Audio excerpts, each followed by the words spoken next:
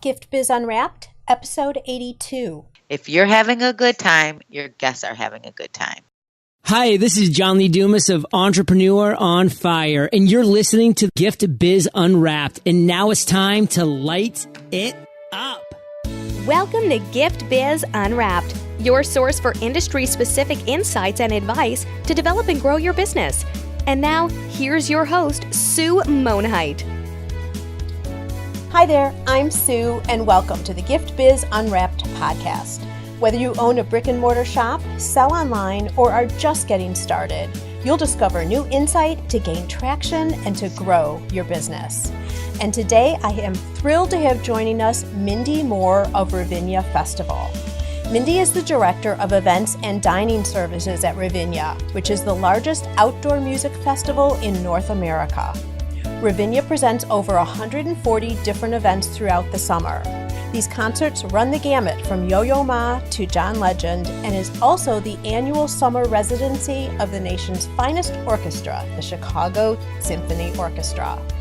An undergraduate student at the University of Miami, Mindy graduated with a degree in speech communication and has been talking ever since. 40 of those years have been within the hospitality business. Mindy has worked for basketball legend Michael Jordan as Director of Catering and Events at his restaurant and has opened many restaurants, including the legendary Pump Room in downtown Chicago. Mindy is proud to say that she's worked with some of the finest hospitality professionals in the business, and today she is here to share with us how to work with events and special high-profile clients. Mindy, thank you for joining me and welcome to the show. Thank you, Sue. It's my pleasure. I like to start off all of our shows by getting to know you in a little bit of a different way, and that is by having you describe your ideal motivational candle. So light this up for us, Mindy. What would the color of your candle be and the quote be on your motivational candle? My motivational candle would be the color of lavender and red. They complement each other, they're calm, and they pop.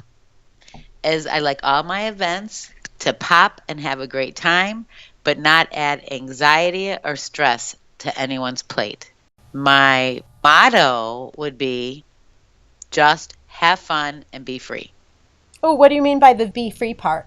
We have a tendency to hold so much stress and so much planning on our shoulders. I certainly do when I'm planning an event or planning anything, really. Should I have done it this way? Should I do it that way? Once you make a decision to do something, just be free and accept it. Don't go back and rethink over and over again. Absolutely. You don't want to rethink it. You don't want to make a decision and then change it, because typically your first decision and your first feeling is what's going to be most successful. Oh, interesting. So you're saying just make your decisions, own them, and move forward. Right. Okay, I like that. Be free. Be free. All right, then. That's going to be the motto, I think, of our whole talk here, maybe. We'll see. That works. As I was mentioning to you, Mindy, in the beginning, we've done a couple of shows now talking about events and doing some type of thing to bring in other people, and it's great to get exposure to businesses, etc. You work with very large events and high-profile people. I mean, I know all of the artists that come to Ravinia, and they are all the best names, Gift Biz listeners, you would ever want to know. And so I'm sure there's been some intricacies with working with that clientele that our audience might not necessarily have. Mm-hmm. Yet, I think we should all be presenting the very best and the top level to anybody that we're working with, whether they're clients, putting on events, etc. So that's one of the reasons I wanted to just get a different feel from you of how these things work. Let's start off by talking about why should a business consider doing an event? What are you seeing with your clients? What's their major business purpose behind putting on an event? Well, you have to have a goal. You have to have objectives. You have to have a reason why to put on an event. It can be a celebration. It could be an organization. You might need to decipher information to your team. You might need to introduce a new product. You might just want to have a family reunion. So there's a lot of different reasons. I've had the privilege of doing events for 2 to 22,000 people.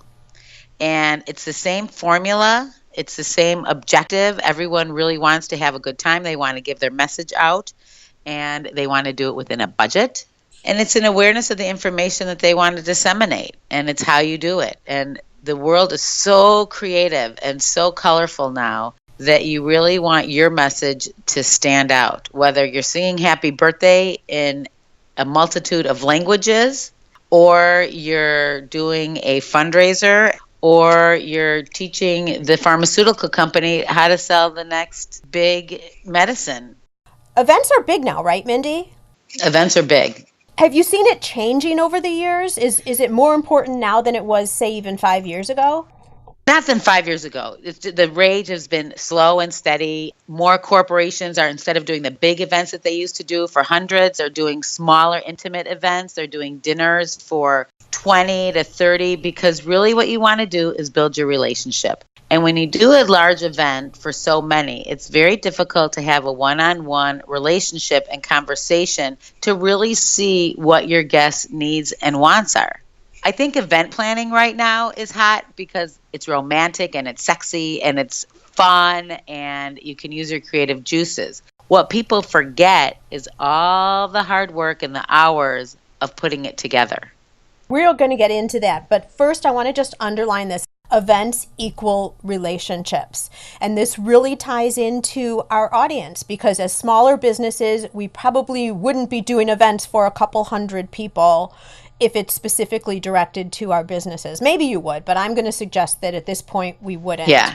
So the point is events equal relationships, which is really where you start looking at your goals too. Like, what is your goal? Are you doing something with your employees because you want to show appreciation for all the hard work they put in, or you're going to be talking with them about a new directive, or are you doing something for your top tier customers or all customers to get visibility into your store or something like that? But I think, again, the overlying thing is events equal relationships. Yeah, I do a lot of client appreciation events lately, and that could be anywhere from 10 to even 50 people. And the biggest struggle the hosts are having is, how many employees do I bring in and how many clients do I bring in? Because it's expensive to entertain. Do I want to entertain with my employees? Is that going to bring any money in? Or do I want to show my clients how amazing we are? And the solution lately has been to bring a little bit of both, because you as the president or me as the president of my company, I can't really build that deep relationship with all 50 clients, but my 6 salespeople can. And then we can have a nice relationship and build from there. So it's really not just entertaining clients and not just entertaining staff, but it's the two together. Bringing them both in for the same event. Yeah. So if you're a retail shop, and let's say you're doing an event not even in your shop, you're doing an outside event, such as, I know, Mindy, at Ravinia, there's the lawn area. A lot of people will bring in people and block off spaces. But wherever it is, whether it's in your store or not, you're saying bring employees or a sales team, if that's what you have, and your customers, because you can actually do more in terms of relationship building if it's just not you with a large number of customers. Correct. Okay. Correct. You really need to have a lot of relationships to build a good relationship. Got it. You were starting to get into the fact that there's a lot of planning for an event to make it go off right. What are the first couple things that you need to start doing? If you've gotten to the point where you decide, okay, I'm going to do an event, and you've identified the reason why you're doing it, what happens next? So once you develop your event goal and your objectives, the very first step then is to organize a team and set a budget. A budget is key, because I certainly have champagne taste and typically a beer budget. So you want to make sure that what you want to succeed in is attainable. Then you want to organize your team and decide who's going to be involved with this and what their roles are going to be. And then you want to set a date. Give yourself a couple options for dates, because you might have a key 3 people that you want to make sure they're there. So you have to be a little bit flexible to make sure that they can show and the venue works and all the stars align.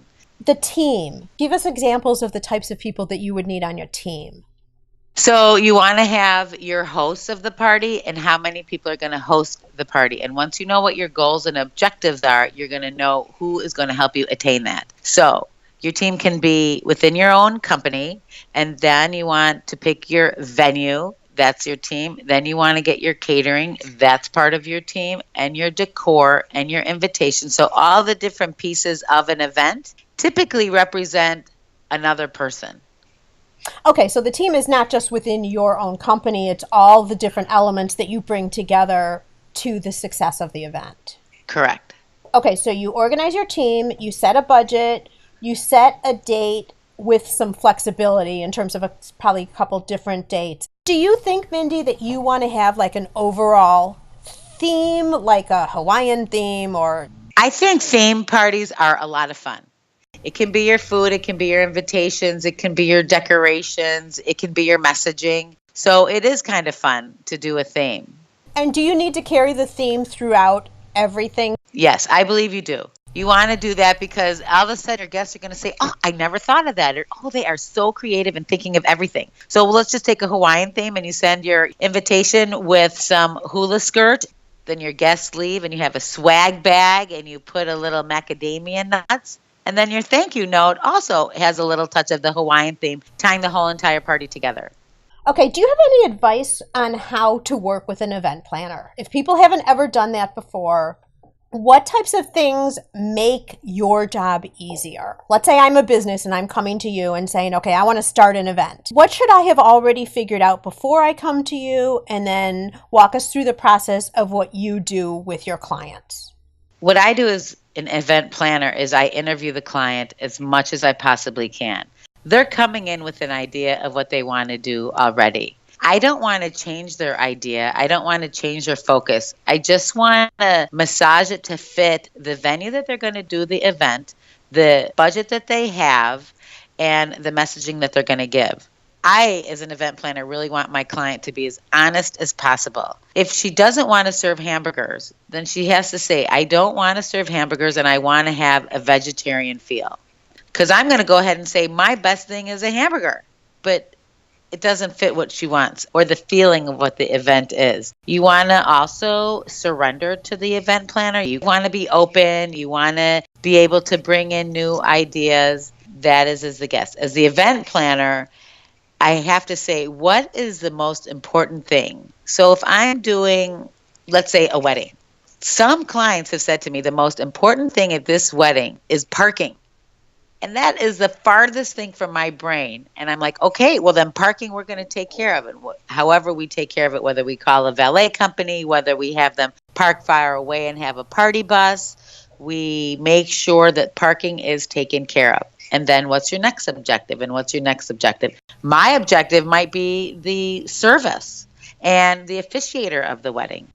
Well, if it doesn't matter to the client, then it certainly should not matter to me. So I have to surrender to whatever they want and what their needs are as well. I heard you talking about something that I think is really important too.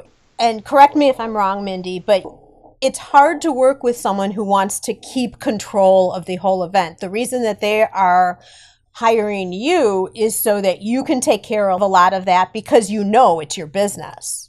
Right. So I would imagine it's challenging if there is someone who comes in and although you have to customize it to their event, after they've shared with you everything, they need to listen to you and have you perform your magic because you know what you're doing, especially in your own venues. Right. And then they can have fun. You know what I mean? You really want to have a good time.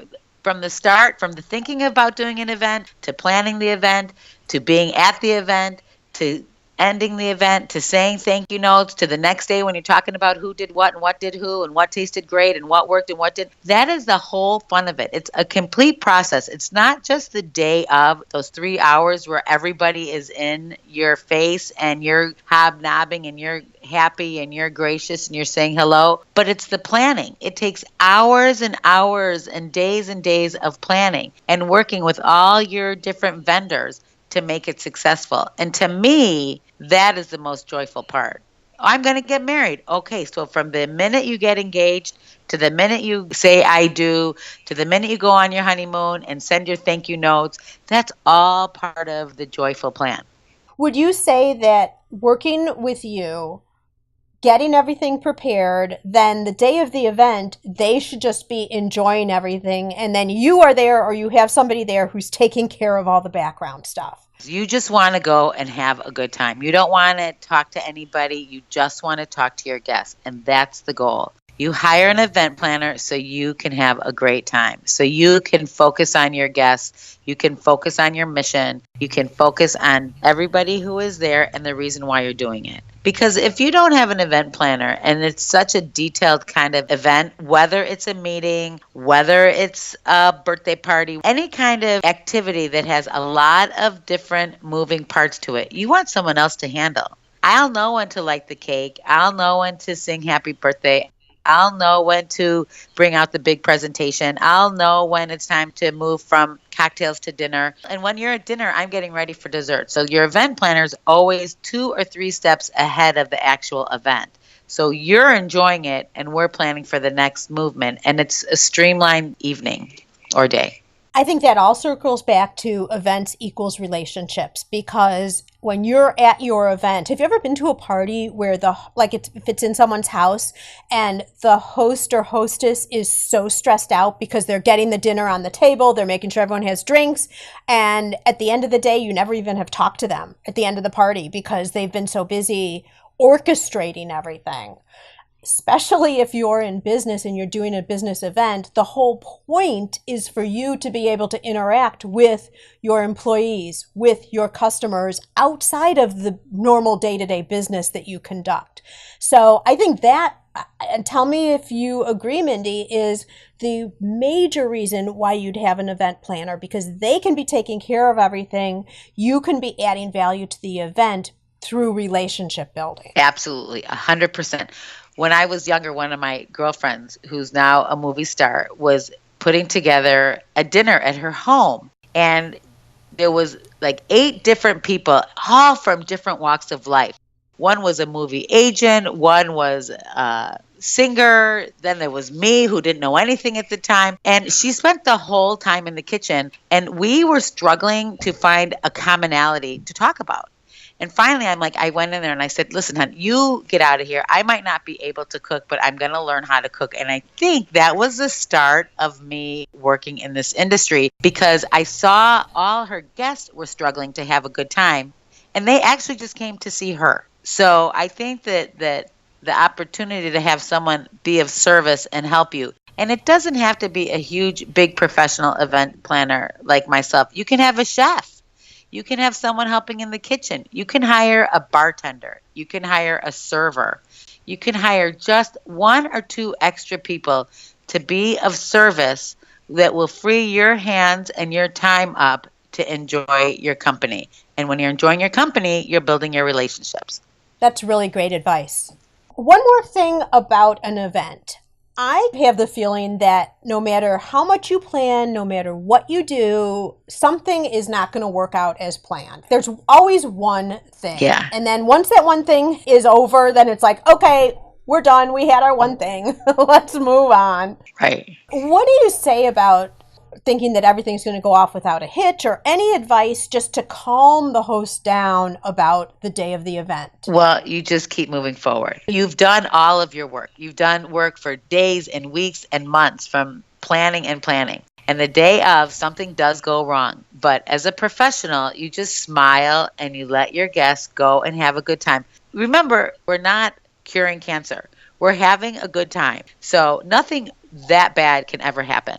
One time, actually, it was a bar mitzvah at one of the restaurants that I was working at, and their theme was gaming. So they put the little girl's head on fake money, and they had some kind of roulette thing that said, okay, you win a manicure and you win, or you don't win this. And somehow the gaming commission found out about this and came in an hour before the guests were coming and wanted me to close the whole entire party down. And I'm like, oh my stars, I can't do that. And the host was right there already. And they're like, how in the world would the gaming commission come to this little itty bitty restaurant and think that we're doing gambling? So it Because there took was a roulette wheel? because it was a roulette wheel and she had fake money. And her invitation was something about gambling to have a great time with. So what did you do? Hours, well, it couldn't be hours, but I had to move them from the situation. I had to let the servers take care of the host who was there and really beginning to panic. And they were the nicest family in the whole entire world. So I moved them from the situation. I brought them to another area. I brought my director and my manager at the time, and we all just talked to them. And at the end, we had a great laugh. I ended up buying them dinner in the restaurant, so all would be calm and fine. And they let me do that, which I was a little surprised. So they let you stick with They'd the let plan. us stick with the plan. Originally, we were going to have them take all the fake money away. I mean, on and on and on. And it ended up being, they saw the innocence of the whole entire event. So I don't know how that ever happened, but it lives with me every single day. Like, oh my stars, if I had to close that whole party down that these people spent so much time and effort and money and detailing, it would have been horrible. But it ended up being okay. But the key was to get the client out of harm's way. They didn't have to react or be all upset before all their guests arrived. That was the biggest successful key, was getting them out of the way so they didn't have to deal with it. Oh my gosh, I can only Oh imagine. my stars, it was really funny today.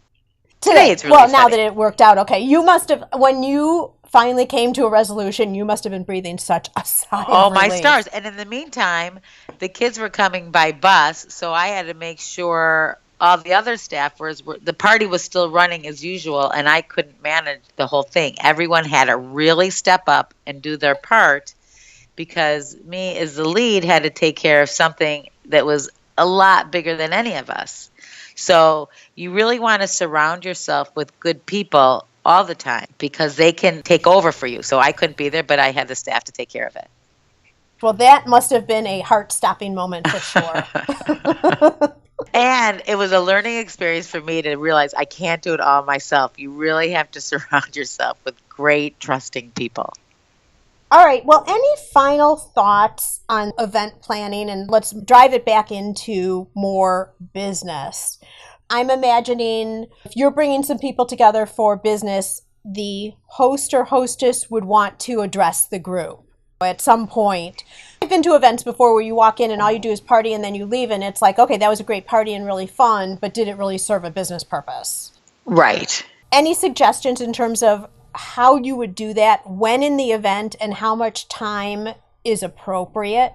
I think that it's always important to address your guests. If you call it from 5 to 7 or even 5 to 8, I personally recommend having your welcome speech. You always want to have a welcome toast within the first 25 minutes. Even though it might not be critical mass, those people cared enough to come early and on time that your messaging is really important. So to raise a toast and raise a glass and welcome everybody is a wonderful thing. I also believe that leaving an event with something is really important. A little swag that you can tie your gorgeous ribbons around, even if it's a bag of popcorn, whatever you're selling at the time. And when they leave, they have something in their hand. I think that's a really big key.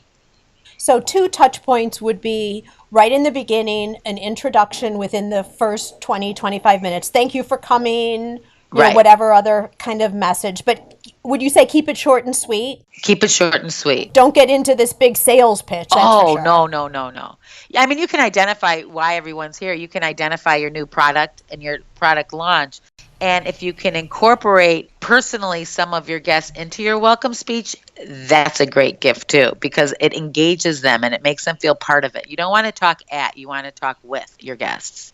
Good point. So the introduction, and then at the end, having some type of parting gift, whether it's a swag bag, a small little sample of a product. Right. It doesn't have to be expensive, No. I think is what you're saying. No, you're right. But something to thank them and send them on their way. It makes them grateful to show up, and it makes them happy to leave. So when they're leaving, they say, oh, that was really nice. They thought of everything. And in between, you're meeting a couple people, you're having some food, you're having some beverage. You're looking at some videos. I mean, technology is one of the hottest things right now for all kind of entertaining. If you have a video of your product, you can have it running in the background. If you have a high profile person that you want to Skype in, you can do that as well. But to have some kind of technology is really cool too.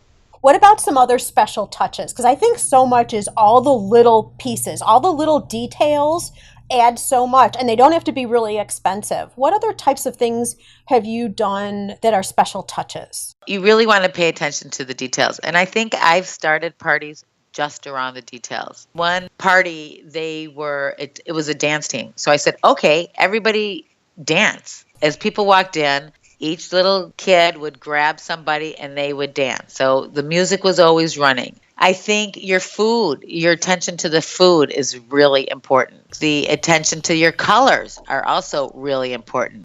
And I think one of the biggest detail is you as the host having a good time. If you're having a good time, your guests are having a good time. It's a good point. The disposition of the host really will filter through the whole party. Totally. Absolutely. When I'm hosting a party of my own, I welcome everyone with the biggest hug and the biggest welcome and make sure they have food and a beverage and they're talking to somebody new. And then when they leave, I do the same thing. Who'd you meet? Did you have fun? I like to really emphasize meeting somebody new at every single event because you can come and you can come with your spouse, you can come with your friends, but if you leave with a new relationship, you are that much more ahead of the game. Totally agree with you. All right, Mindy, we're going to roll now into our reflection section. This is a look at you and what has made you successful along the way. You were talking about and sharing with us that trigger point where you thought, okay, the hospitality industry is important to me and this is what I'm going to spend my career in. But do you have a natural trait that you're using while you're in the hospitality industry that has helped you to be successful? That's a very good question. I'm a pretty go with the flow kind of gal. So I'm extremely flexible and I'm kind of a chameleon. When people want to do something, then let's do it. Let's make the best of it and have a great time. I am pretty hospitable and very warm and make people feel very comfortable, mostly by listening to what their needs and their wants are. I'm extremely organized. I can multitask for clients. And I personally like to have a good time. I'm not a big drinker and I don't do drugs or anything like that, but I really like to have a good time. So ever since I've been at the pump room, actually, I worked at night and I was in a party atmosphere and I had a great time and I got paid for it. So I think that was really helpful. And I do the same thing at Ravinia. Every night I get to listen to music. I get to meet wonderful, fantastic guests and people. And my friends and family come. And now all of a sudden everyone's my friend and family. That to me has been a great gift. But you really do have to have nice relationships with vendors. I don't think we talked about vendors very much. But for me, my vendors make all the difference. If I need to do decorations, if I need to have specialty food, if I need to have cars, if I need to have a balloon artist, if I want to have a face painter, if I want to have, even at these smaller events like in your stores and in your home, it's always nice to have special something. If you have a handwriting analyst, if you have a palm reader, if you have something that just sets you apart from any other event, it's fun. And I always like to bring something on that. And since I get to meet so many different people in my wonderful day, I make sure that I incorporate many new people into the events. That also brings to mind a really important reason to use an event planner because you have relationships with all of these people. You've used them over and over again, and you have a rhythm of how you work together. So you're minimizing the possibility of a problem because you're already in sync with each other because these are people you use on a regular basis. Right. I can call a DJ and tell them to do this, and I can have the decorator do that, and I have the parkers do that. And that's for a big event. But even for a smaller event, the same way. You can have someone mix music in your home or at your stores. Make sure that the people that are serving the food and beverage or what you like, or the food and beverage that you're serving, you do like. But always ask for help. I don't think anyone should ever do an event by themselves because it's not as much fun and it's so much work. You need to be handling your relationships. Right. That's what we've been talking about, right? Okay. So is there a tool that you use to keep organized? I mean, you have multiple events going on all the time. Is there something that helps you keep organized and structured that you could share with our listeners? I have a book that has every single day, every single event, and a timeline. I use a timeline for each event. So whether it's 6 weeks, 8 weeks, 2 weeks, or 1 week out, I know what I need to do for each event. And I really use my Microsoft Outlook. I know that sounds so archaic, but every day I have a plan for what I have to get done. So I really just use my schedule. Have you read a book lately that you think our listeners could find value in? I read magazines all the time. What kind of magazines do you read? I use Crane Chicago Business every single week. I am a member of NACE, National Association of Catering Executives, which is an amazing thing. The special event TSC is a club I belong to, and they're always sending me stuff. I think it's really important just to stay up on trends. Any magazine really will keep you up on trends. I also like to walk the malls in the morning and look at the windows because that keeps me up on trends and see what's selling and see what colors are hot, see what's in. I like this, and I like the answer that you've given, because also Gift Biz listeners, for whatever industry you're in, there are, Mindy's talking about specific magazines that are important for her for an event planning position, right? But if you're in jewelry or you're in crafts, there are clearly trade magazines that you should have your hands on, because as Mindy's saying, you want to be up to date with the latest and the most significant trends or adjustments or changes or whatever it is within your specific industry, because customers, of course, are looking to you to be the one in the know. You're the professional of that industry. That's never been brought up on a podcast before yet, so I'm thrilled that you did that. All right, so now, Mindy, I would like to invite you to Dare to Dream. I would like to present you with a virtual gift. Okay. It's a magical box containing unlimited possibilities for your future. So this is your dream or your goal of almost unreachable heights that you would wish to obtain. Please accept this gift and open it in our presence. What is inside your box? What is inside my dream box? I would love to do an event, believe it or not, in Dubai. I've never been there, and that actually has been a dream. I want to fly Emirates Airlines to Dubai and do a big international event. I don't know why, but it's always been something I'd love to do. Okay, is it going to be a wedding? Is it going to be a business event? Let's create the event right here. We're going to put it out in the universe. Okay, so let's say it would be my wedding. It could be my wedding. I hire a private plane and take all of my friends and family to Dubai. We stay at the Ritz, and we have 2 days of pre-event parties. Then we have the wedding, and then everyone goes on my honeymoon with me.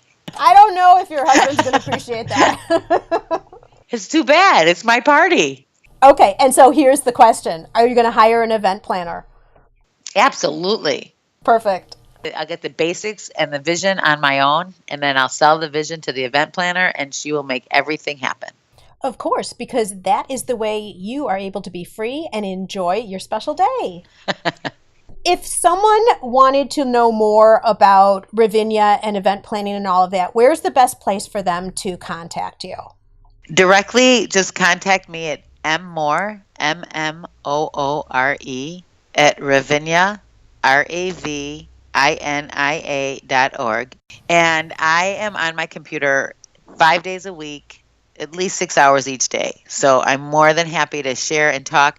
I believe that right now I've had such an amazing, wonderful career that it's my job to give back. So I spend a good couple hours a week talking to younger people, mentoring people that want to get involved. I have more people that say, I want to change my business. I want to go to do what you do. Well, number one, I make it look really easy and really fun, but it is a lot of work. Well, you have experience too. Right. And I talked to this young girl. She wasn't that young, actually. And she did her wedding. She goes, oh, now I want to be an event planner. And I'm like, okay, what is your career? She went to school and she was an attorney. And we talked and talked a lot. And I said, well, why don't you read contracts for an event company?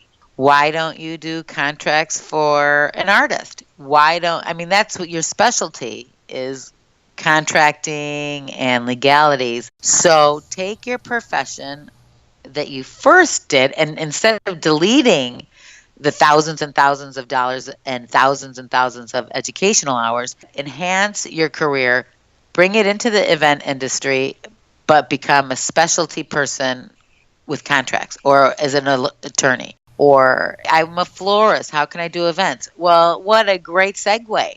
So I do believe that as I've gotten older and more experienced in the industry, it's my job to give back and help people really look at it to see if it's what they want to do.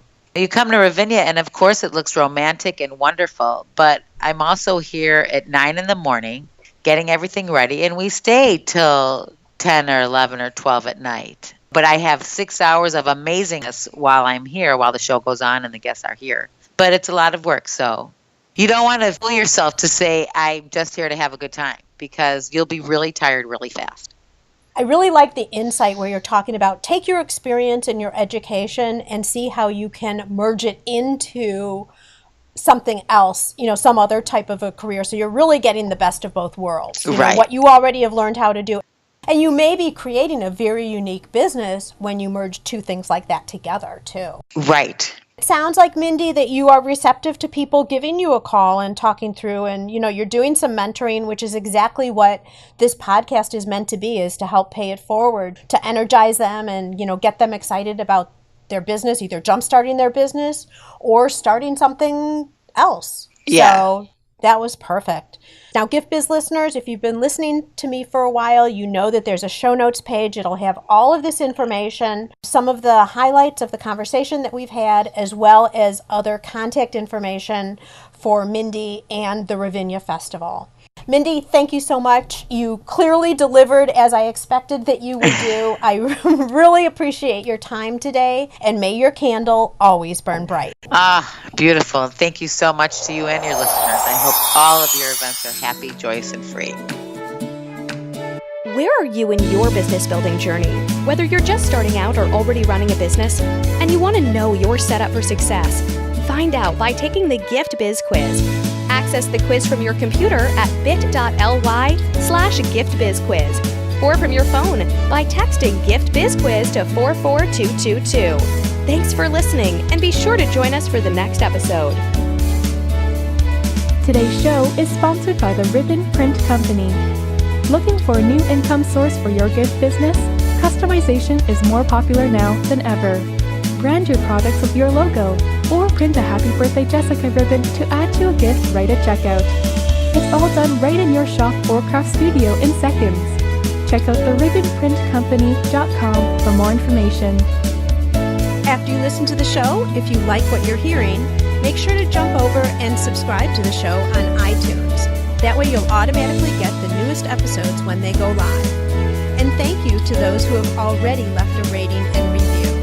By subscribing, rating, and reviewing, you help to increase the visibility of Gift Biz Unwrapped. It's a great way to pay it forward, to help others with their entrepreneurial journey as well.